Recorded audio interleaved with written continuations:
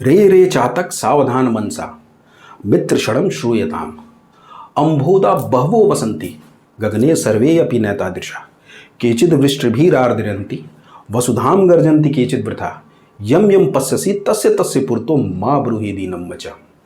भर्तृहरि नीति शतक के इस श्लोक के द्वारा भर्तृहरि ने चातक के बहाने याचककर्ता को अपने दाता की प्रकृति को समझने का परामर्श दिया है, जिसका अर्थ यह है कि हे मित्र चातक, सावधान मन से क्षण भर के लिए मेरी बात को सुनो।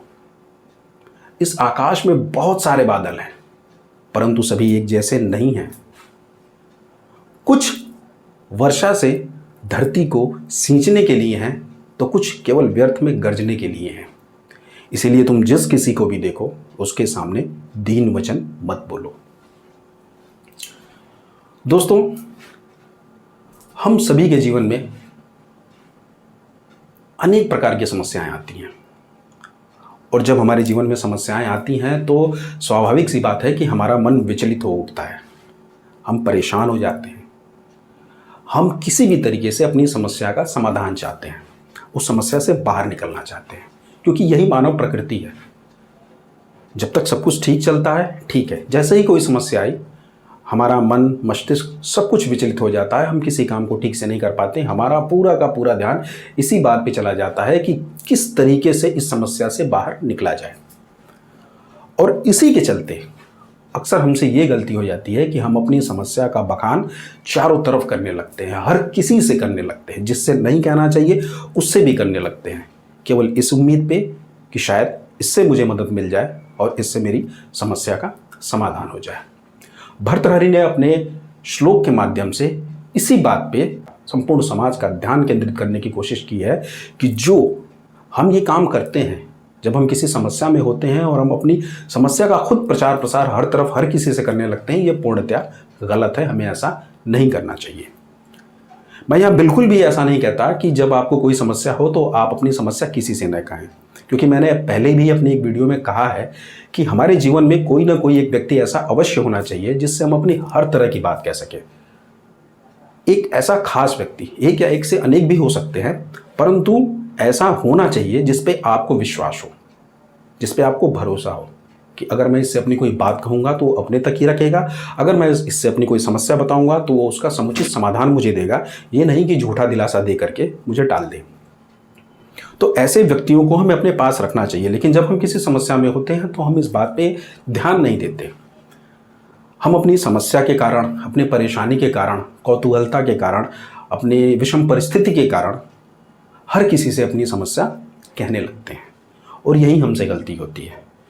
क्योंकि जैसा कि श्लोक में कहा गया है, अम्भोदा भवो वसंती गगने सर्वे अपि नैतादृशा, मतलब इस आकाश में बहुत सारे बादल हैं परंतु सभी एक जैसे नहीं हैं। ठीक उसी प्रकार से इस समाज में, आपके चारों तरफ, इस दुनिया में बहुत सारे लोग हैं परंतु सभी एक जैसे नहीं हैं। केचिद् वृष्टिभिरार्द्रयन्ति वसुधाम गर्जन्ति केचिद् वृथा, कुछ पृथ्वी को अपने जल से सींचने के लिए हैं तो कुछ व्यर्थ में गर्जन करने के लिए। ठीक उसी प्रकार से आपके चारों तरफ भी जो लोग हैं उसमें से कुछ एक ही लोग ऐसे हैं जो आपकी मदद कर सकते हैं, बाकी सब व्यर्थ में गरजते ही हैं, अर्थात आपको व्यर्थ की संतावना देंगे और कुछ नहीं, आपका कोई सहयोग नहीं करेंगे।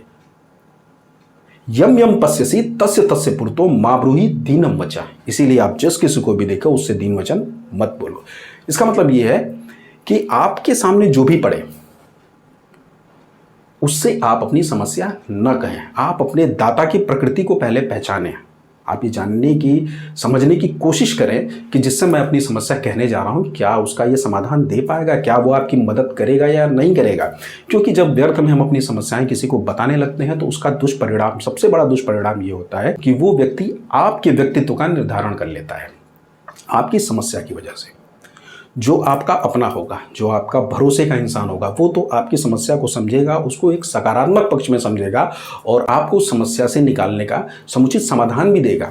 लेकिन जो लोग ऐसे जो व्यर्थ में गर्जन करते हैं, वो आपकी समस्या को सुनेंगे और उससे आपके व्यक्तित्व का एक नकारात्मक निर्धारण करेंगे।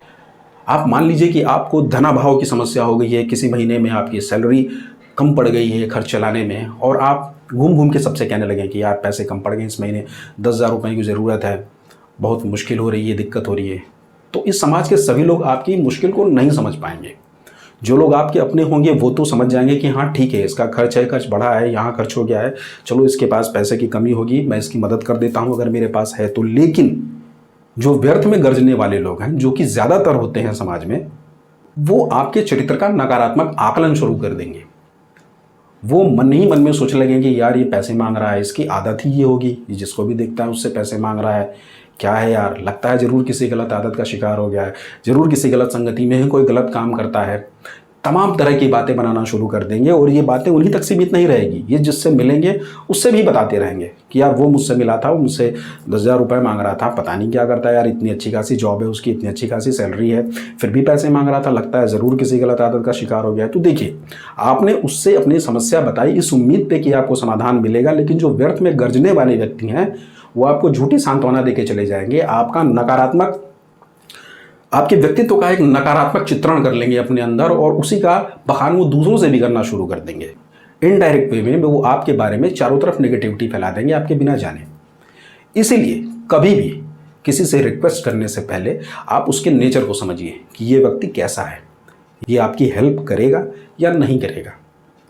और बिना ये सोचे समझे कि सामने वाला व्यक्ति कैसा है, उसका नेचर कैसा है, आप हर किसी से अपनी समस्या को कहना बंद कर दीजिए, क्योंकि इससे समाधान नहीं मिलेगा बल्कि आपकी मुश्किलें और बढ़ जाएंगी। तो बहुत छोटी सी बात इस श्लोक में है, लेकिन इसके मायने देखिए तो बहुत बड़े हैं, और अगर इसके मायने आप समझ जाएं तो ज़िंदगी के बहुत सारे मोड़ों पे, बहुत सारी मुश्किलों में आपको बहुत आसानी होगी। आप बहुत आसानी से जो तमाम की व्यर्थ की मुश्किलें आती हैं, जो आप अपनी समस्या हर किसी को बता करके खड़ी कर लेते हैं, इससे आप बच सकते हैं। इसीलिए व्यर्थ में अपनी समस्या का हर किसी से बखान करना बंद कर दीजिए, क्योंकि इससे आपकी समस्या का समाधान नहीं मिलेगा, अपितु आपकी समस्या और बढ़ जाएगी, आपका नकारात्मक चित्रण हो जाएगा समाज में और आप और भी ज़्यादा मुश्किल में पड़ जाएंगे। तो बस इसी के साथ मैं अपनी बात यहीं पे ख़त्म करता हूं और उम्मीद करता हूं कि आपको मेरी ये वीडियो पसंद आई होगी। अगर आपको वीडियो अच्छी लगी हो तो प्लीज़ वीडियो को लाइक करिए और चैनल को सब्सक्राइब करिए। मैं आशुतोष कुमार, आपका द मोटिवेशनल गुरुजी, इस वीडियो में लास्ट तक बने रहने के लिए धन्यवाद करता हूँ। जय हिंद, जय भारत।